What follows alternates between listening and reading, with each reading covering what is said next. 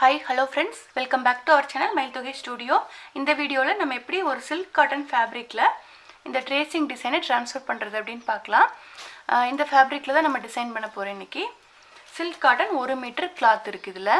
இப்போ tracing paperல நான் already draw பண்ணிருக்கேன். இது வந்து sleeveக்கு இந்த டிசைன் வரும்.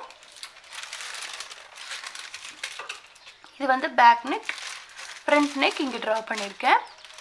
ஓகே, இது எப்படி வந்து ட்ரான்ஸ்ஃபர் பண்றது அப்படினு பார்க்கலாம். இதுக்கு வந்து டோட்டலா 4 கார்பன் ஷீட் வேணும்.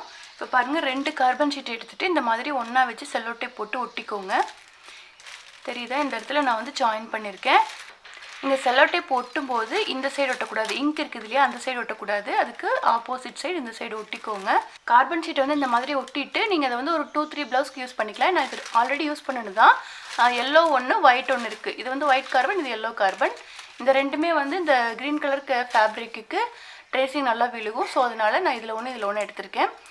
உங்க கிட்ட எந்த கார்பன் ஷீட் இருக்கோ அதை நீங்க யூஸ் பண்ணிக்கலாம். இப்போ ட்ரேசிங் எடுக்கிறதுக்கு ஃபேப்ரிக்கை வந்து இந்த மாதிரி டபுளா ஃபோல்ட் பண்ணிக்கோங்க. இப்போ வந்து நமக்கு ஆப்போசிட் சைடுல இந்த மாதிரி ஓபன் எட்ஜ் வரணும்.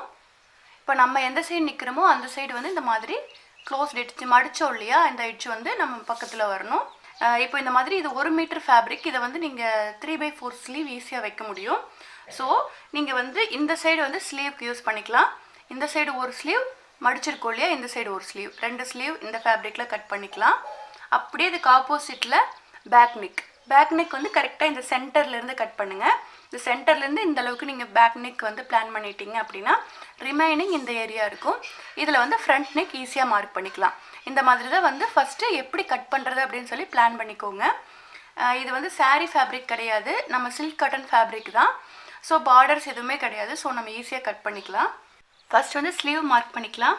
இப்போ இந்த ஃபேப்ரிக் வந்து டபுளா ஃபோல்ட் பண்ணிருந்தோம் இல்லையா, அதோட ஒரு சைடுல நம்ம ஸ்லீவ் மார்க் பண்ண போறோம்.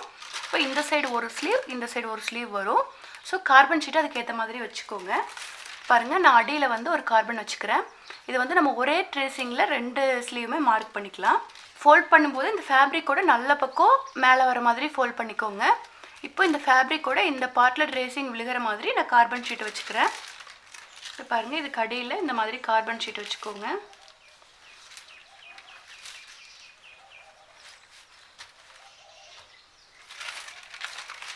நெக்ஸ்ட் வந்து இந்த பிளேஸ்ல வந்து ட்ரேசிங் விழுகிற மாதிரி இங்க ஒரு கார்பன் ஷீட் வச்சுக்கலாம்.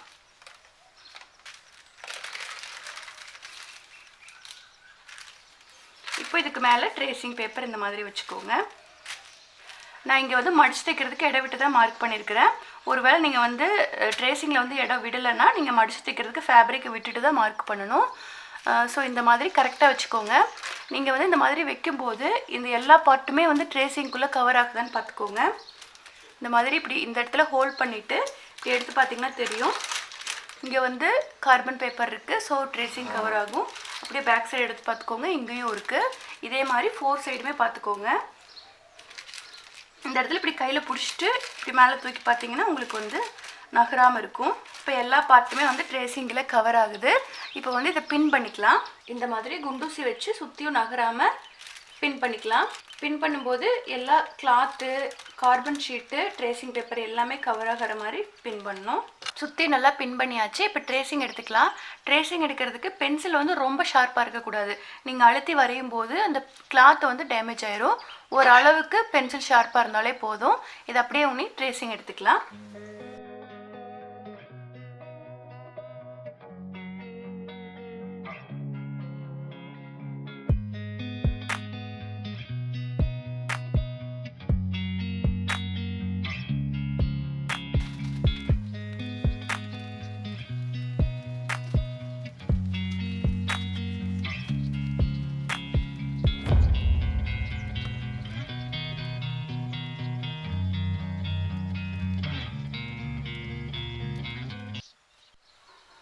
இப்போ ட்ரேசிங் ஃபுல்லா கம்ப்ளீட் ஆயிருச்சு. பின் ரிமூவ் பண்ணிட்டு பார்க்கலாம். இப்போ yellow கலர் கார்பன் ஷீட் வந்து கேமராக்கு நல்லா தெரியல. ஒயிட் கலர் வந்து கேமராக்கு நல்லா தெரியுது. இப்போ ஸ்லீவ் பார்ட் கம்ப்ளீட் ஆயிருச்சு. இப்போ பேக் நெக் வந்து ட்ரேசிங் எடுத்துக்கலாம். பேக் நெக் மார்க் பண்றதுக்கு ஸ்லீவுக்கு அப்படியே ஆப்போசிட் சைடு எடுத்துக்கோங்க. ஆப்போசிட் சைடு இந்த மாதிரி டபுளா ஃபோல்ட் ஆயிருக்கும். இதுல வந்து ஃபோல்ட் ஆன எட்ஜ் வந்து நம்ம பக்கத்துல வச்சுக்கோங்க. ஓபன் எட்ஜ் வந்து ஆப்போசிட் சைடுல வச்சுக்கோங்க.